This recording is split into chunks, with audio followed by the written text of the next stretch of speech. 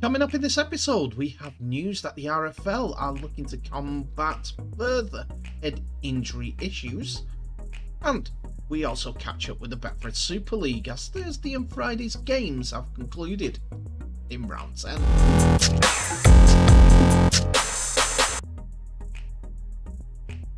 Well, ladies and gentlemen, and welcome back to the channel Held Dominance. Anthony here.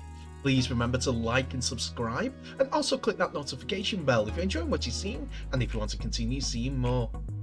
Well, it's Saturday and we have an episode with some of the Super League games that have been played this weekend. We're going to give you the scores and results from that, and also we are going to talk about other subjects from Rugby League. So come on in.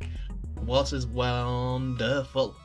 Anyway, what have we got first? So in the recent weeks and months, we've been hearing more, and years to be fair, we've been hearing more and more about high tackles and the effects of CTE, concussions, and the Rugby Football League and the NRL have been putting its processes in place so that the effects and also the attempts at high tackles are diminishing by every single game. It was inevitable that the way the game of Rugby League is played will change with the increased focus and education on player welfare, and particularly with head contact.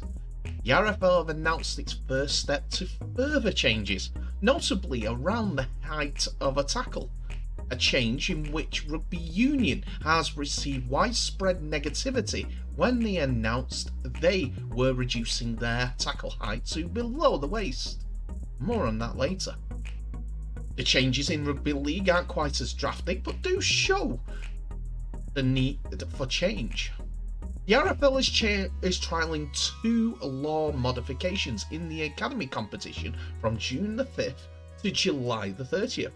They are: the tackle height will be reduced to below the armpits at initial contact, with penalisation for contact on the head and neck any point. Kickoffs will also be taken 10 metres further towards the try line that they're facing, on the opposition's 40 metre line, rather than the halfway at present that is in place. This is to reduce the impact of ensuing collisions. The RFL's strategic lead for performance science and research, Professor Ben Jones of the Leeds Beckett University, has been working on the tackle project since 2021, which tracks the contact, load, and exposure metrics in tackles and contact in Rugby League. Over 800 players at all levels have been fitted with instrumented mouthguards, all allowing to the measurement of head impact and head accelerations. A head acceleration is measured on a player involved in the contact, with the data showing that head acceleration is lower for both the ball carrier and the tackler when contact is made with the torso as opposed to higher around the body. The research team and head contact working group proposed a number of rule modifications which would theoretically reduce a player's head acceleration and contact load exposure, both within a match and therefore accumulating across a season and a player's career. The ongoing legal action by an increasing group of former players who allege that the governing body should have done more to protect them from the impact of head collisions is undoubtedly having an impact on the nature of the sport moving forward. However, it should be noted that the RFL's approach to concussion and head contacts has been proactive long before the legal action was taken place.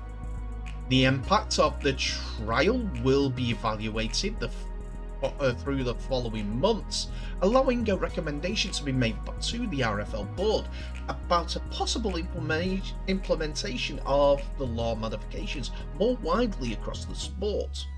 Quite simply, it is to try the law modifications and assess their success in terms of a wider goal of the project prior to them possibly being implemented on a wider scale. About the trial, the purpose of these law modifications is to assess whether they reduce concussion, risk factors for concussion, head contact, and head acceleration from players. We will also evaluate how coaches, players, and match officials found the law modifications. The rule modifications have been considered as a number of them have already been suggested and reviewed by a wider stakeholder group, which included 16 Super League and 20 academy coaches, 6 performance staff, 2 medical staff, and 11 match officials, and 15 current players, as well as 1 retired player. Stakeholders rate the importance. For example, will the rule modification reduce the frequency of high magnitude head accelerations and feasibility? For example, does the rule modifications compromise the dynamics of rugby league, and it's easy to implement for players and referees? The laws being trialled are the highest rating of importance. Tackle height is the important, and feasibility, kickoff location. The RFL has been leading the way in sport thanks to the research of Professor Jones and his team in trying to combat concussions and the relevant side effects. As part of that, there had been a tightening up of concussion protocols and changes to the rules, such as introducing the 18th man on match day, who can be used if the team suffers 3 head injuries in a game. This is designed to encourage players to recognise and identify the symptoms of concussion. There has also been the return to play protocol that has been extended to a minimum of 12 days.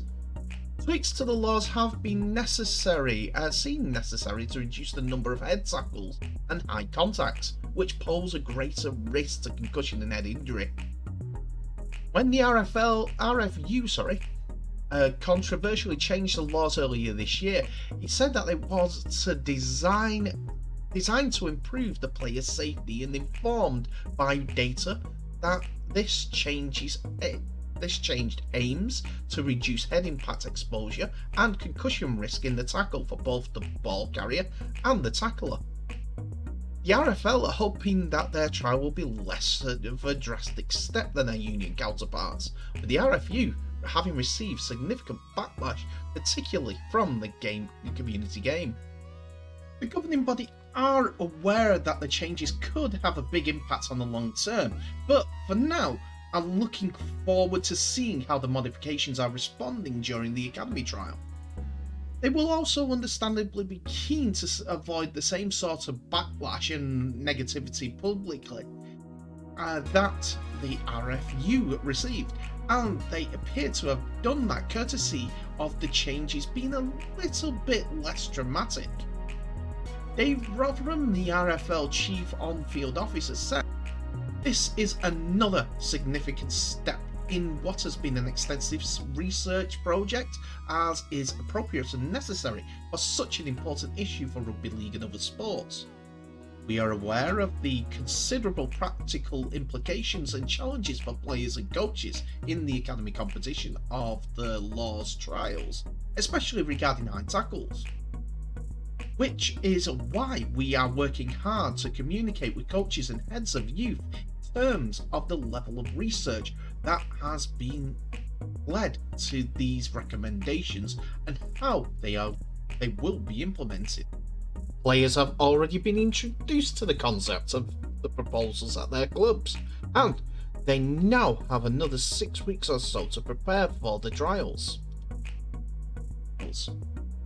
By playing under these law changes, everyone involved in the academy competition this summer will be making a major contribution to Rugby League's response to this major issue, and thank them in advance on behalf of the sport for that. So it is a step towards safer tackling, no contacts with the neck and head, always going to be shoulder height. Well, it's going to be armpit height, isn't it? My philosophy would have been point of the shoulder all the way through, like an autopsy V, shall we say that? Anyway, I'll stop talking about morbid stuff like that. The height of a tackle is important to get sorted because there's the impacts factor. Contacts with the head will cause long-standing issues, as we've seen in former players already. Nick Fozzard is one that comes to mind, who is very vocal on Twitter about that, and had conversations recently with Derek Beaumont of Lee Centurions, Lee Leopards, sorry, in the issues when it comes to concussion.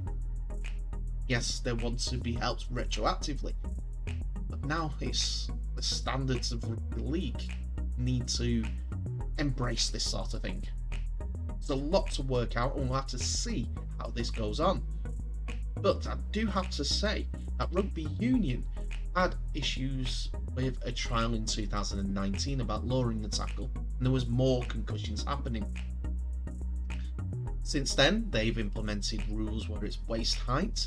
Injuries have occurred at waist height as well, and the whiplash issue for tackling down there is another issue too. So they've also implemented rules which move it up to halfway up the body, a sternum high tackle. It's going to be interesting when people go in for the mauls and the rucks and things like that, but for now they are raising the height of tackles. I've got a feeling that more whiplash issues will be coming with these new laws to rugby league, but pain in the neck, that better than a pain in the head? To begin with, I'd say yes. Betfred Super League, as you can see over my right shoulder, the banners all there. So, who are playing who in this weekend's round 10 fixtures? We began round 10 with the St Helens facing league leaders Warrington Wolves, as the champions look to get back some form, and Warrington Wolves looking to arrest any possible slide that may be coming their way. Friday saw two games, with Castleford Tigers facing Hull KR and Lee Leopards facing Leeds Rhinos at the Lee Sports finish. There is no Saturday game, so Sunday we'll have three games. Salford Red Devils vs Catalans Dragons, Hull FC vs Huddersfield Giants, and Wigan Warriors facing off against Wakefield Trinity. So it's Thursday scores and scorers where we're going to start off with, as it was St Helens who came away with the victory. St Helens opened up the scoring for a Conrad Hurrell interception, with unfortunately John Bennison's conversion attempt going wide. The Hurricane went over after the pass was intercepted a pass from 40 metres out and went to score on the right hand side of the pitch. Fantastic sidestep from Johnny Lomax got the second try as he went over just left of the post, which Bennison did convert on the 13th minute. Will Hapawate scored on the left edge on the 19th minute as the tries kept coming from St Helens. John Bennison converted that one as well, which was harder, to be fair, than the Conrad Hurrell one, just on the other side. Matty Russell did get on the scoreboard for Warrington as he scored on the 23rd minute, which was his 100th try in Super League. Stephen Ratchett nailed the touchline conversion right in the corner. It was a spectacular finish by Russell, typical of him. We came to the second half as it was 16 points to 6 at half time, when John Bennison went over after a fantastic run down the left edge, and his dummy past Matt Duffy saw him go over on the left side. Joey Lussick then converted a penalty after the conversion by Bennison was missed for his own try. Then T. Ritson scored a spectacular one in the corner on the final minute as Joey Lussick converted right on the touchline. Took his time and put it over for the victory of 28 points to 6 to St Helens. Friday brought us more fast and frenetic action with two fantastic results for Leeds Rhinos and Hull KR. First of all, the TV game. Hull KR came away with the 12 points to 7 victory after Castleford opened the scoring in the first half with a Jacob Miller try and a Paul McShane conversion. Cass didn't have it their own way in the first half as Liam Watts was sent to the sin bin for a high tackle. It was 6-0 at half time before Hull KR started to motor as Corey Hall got over the try line on the left side of the pitch. Lachlan Coote added the conversion and it was 6-all. But on the 58th minute, Jacob Miller added a drop goal to give Cass the lead once more, 7 points to 6. A good thought at that time. Straight from the kick-off, Jordan Abdul confused the Castleford defenders on their left side, and the ball bounced and went into touch straight away, so that OKR got the ball back. Resultingly, Matt Parcells went over from dummy half close to the Castleford line on the Castleford's right side of the pitch, and Lachlan Coote added the goal. Coote had a nasty head injury, a broken nose a little bit after that. After a week, this week he has been unsure about his rugby league career beyond the end of this season due to the persistent head knocks that he gets. Another one in the book, I'm afraid, as he went off for a HIA due to that broken nose. The match petered out with Hull KR putting on all the pressure and Castleford not able to keep hold of the ball or stop any mistakes. So it ended up 12 points to 7 in Hull KR's favour. And in the other Friday night game, it was Lee Leopards who came out with the victory, 20 points to 6 over Leeds Rhinos. Leeds have been renowned for not scoring in the first half and then putting on masses of points in the second. But this time they could only get it over once, and that was in the first half. Lee Leopards opened the scoring on the second minute with Edwin Apapi scoring, with Ben Reynolds adding the conversion. Kai O'Donnell went over on the 9th minute as the opening 20 minutes came more points, with Edwin Apapi with his second and Ben Reynolds adding the conversion. It wasn't until close to half time when James Bentley went over for the try and Reece Martin opened the scoring, converted the Leeds try, before 2 penalties in the second half closed out the game for Lee as Ben Reynolds slotted those penalties over. It was a bad night for Leeds, but Lee Leopards keep adding to the points tally.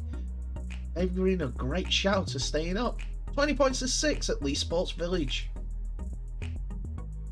And that's it for another episode, ladies and gentlemen. Thank you so much for watching. Please remember to like, subscribe and share this video worldwide, as well as clicking on that notification bell for any updates on new videos that may be coming in the near future. Tell me what your thoughts are on the episode in the comment section below, as it has got a little bit of information in regards to rule changes for the safety of rugby league, possibly for the safety of players, yeah, more than likely, but the kickoffs, it's making it easier for defences to look after defenders.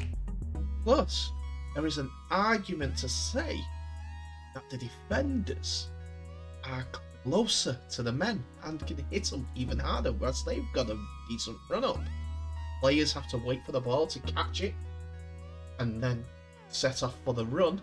By that time, the defenders are closer, so it could quite possibly be a bigger hit.